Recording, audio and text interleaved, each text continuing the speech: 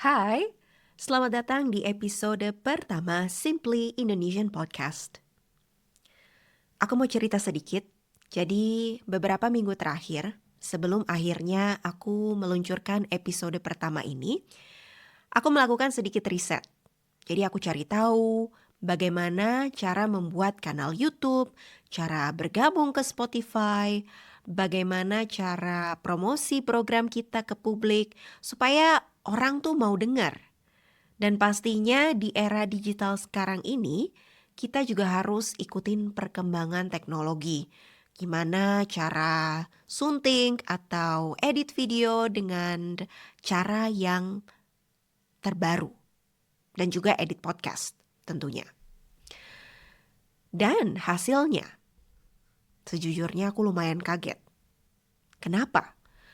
Karena hampir semua program ataupun aplikasi sekarang sudah terintegrasi dengan kecerdasan buatan. Bahkan ada satu program yang bilang kalau kamu cuma butuh 5 menit untuk memproduksi sebuah podcast. Kebayang gak sih berapa banyak waktu yang harus kita habiskan kalau kita produksi podcast 10 tahun yang lalu? Dulu, aku masih ingat, untuk jadi editor video yang hebat, seseorang harus punya kreativitas dan jam terbang tinggi. Jam terbang itu artinya pengalaman. Semakin sering kita kerja, semakin tinggi jam terbang kita. Tapi sekarang, kayaknya hampir semua orang bisa jadi editor deh. Tinggal klik sana, klik sini, jadi deh. Nah, sekarang pertanyaannya adalah, apa yang bakal terjadi sama kita nantinya? Ditambah judul-judul berita yang suka nakut-nakutin, bikin kita takut, dan juga bikin kita kepikiran. Apa aku bakal dipecat ya? Kira-kira posisiku di perusahaan ini bakal digantikan sama AI nggak ya? Pikiran-pikiran semacam itu kadang bikin kita stres. Bener nggak sih?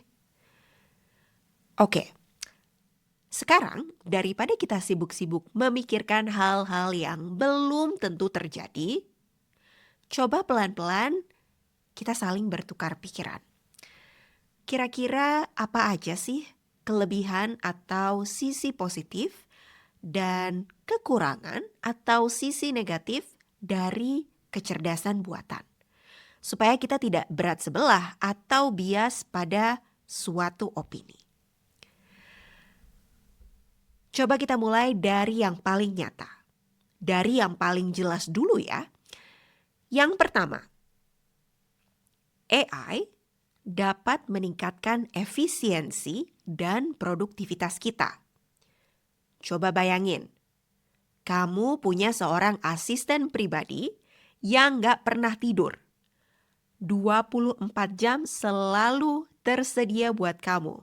Gak pernah mengeluh, gak minta naik gaji, apalagi cuti libur hari raya. Nyaman banget kan pasti hidup kita?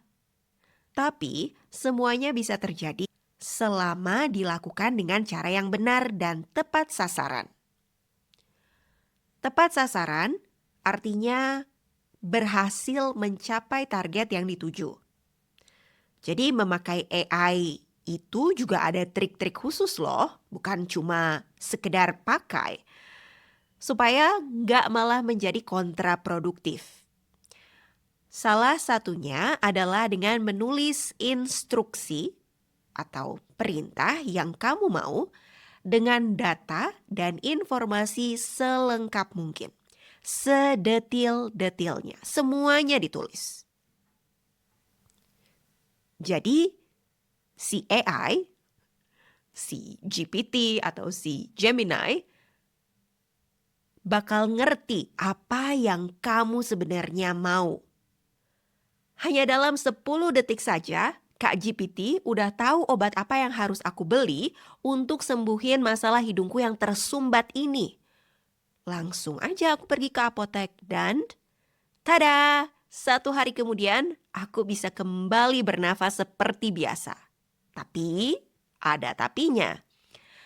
Karena ini adalah topik kesehatan, semua rekomendasi dan saran yang kamu baca jangan langsung ditelan mentah-mentah ya.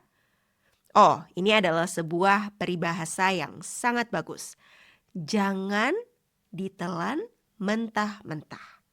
Yang artinya kita jangan terlalu percaya sepenuhnya pada suatu hal. Termasuk dengan pengalaman aku pribadi ya, jangan ditelan mentah-mentah. Aku bersyukur AI bisa bantu untuk menemukan solusi. Walaupun nggak selalu solusinya bisa diikutin atau sesuai dengan kondisi pada saat itu. Terutama kalau pikiran lagi benar-benar buntu. Buntu adalah sebuah situasi di mana kamu nggak bisa berpikir apapun. Nggak ada ide sama sekali. Rasanya otak seperti nggak bekerja.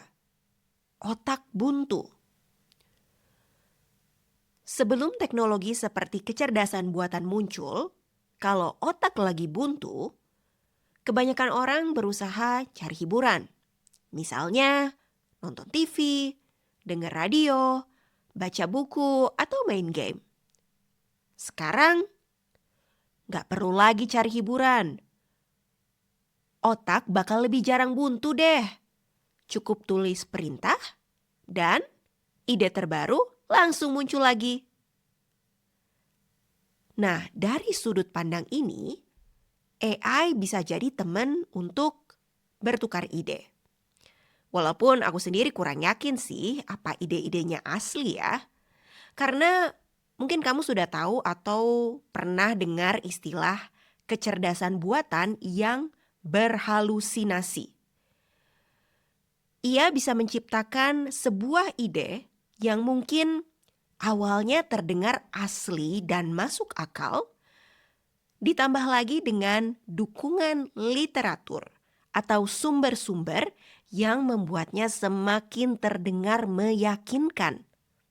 Tapi ternyata di balik itu semuanya nihil, nol.